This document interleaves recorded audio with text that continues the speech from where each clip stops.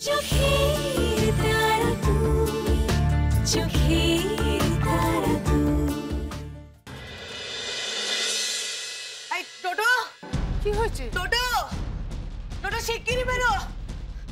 টোটো, কি জানি না, আমি বুঝতে পারছি না। তুতুল, তুতুল, তুতুল, তুতুল, তুতুল, এই তুতুল, কি হয়েছে বলবি তো? এই তুতুল, তুতুল।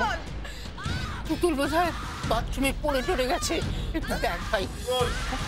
দরজা খোল। কি হয়েছে বলবি তো?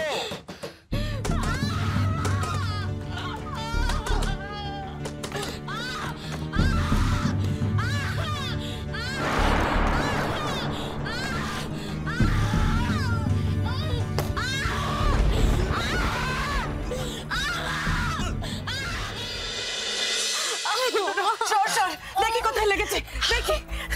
কতবার বলেছি একটু এতটা অসাবধানে চলবি না, এই সময় একটু সাবধানে চলতে হয়। কে শুনে কার কথা?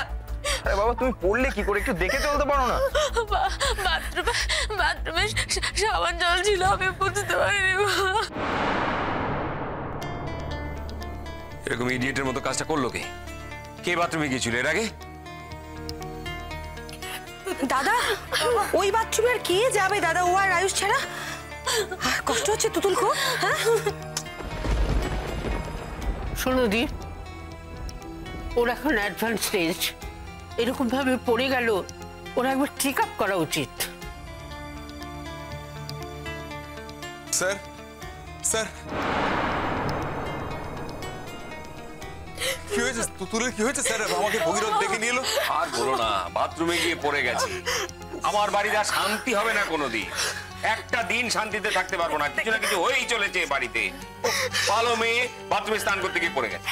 আরে বাবা, বাথরুমে সাবানটা এলো কোথা দিয়ে সেটাই তো আমি বুঝতে পারছি না।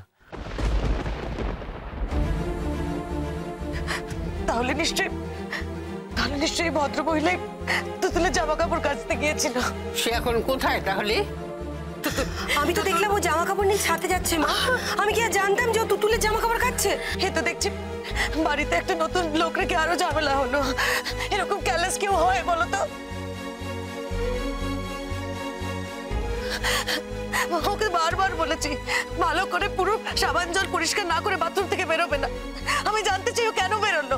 আরে জয়া, তুমি এখন এসব নিয়ে কথা বলবে? এসব তো পরেও বলা যাবে। এখন আগে মেয়েটাকে হসপিটালে নিয়ে গিয়ে চেক আপ করিয়ে দেখতে হবে বড় কোনো ক্ষতি টতি হয়ে গেল কিনা।